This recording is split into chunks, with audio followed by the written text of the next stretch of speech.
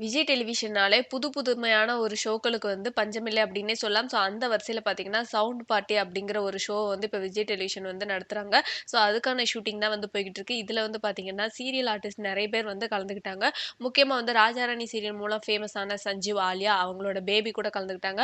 And சஞ்சீவும், ஆலியாவும் பார்த்தீங்கன்னா, கிட்டத்தட்ட 1 1/2 வருஷத்துக்கு அப்புறமா 2 பேரும் சேர்ந்து வந்து டான்ஸ் ஆடுறாங்க இந்த ஷோக்காக. இது மட்டும் இல்லாம விஜய், சித்ராவும் இதுல லாஸ்ட்டா கலந்துக்கிட்டாங்க. ஸோ அவங்களோட நினைவுகள வந்து இது பார்க்குறது வந்து கண்டிப்பா ரசிகர்களுக்கு வந்து ஒரு மகிழ்ச்சியான விஷயமா இருக்கும்.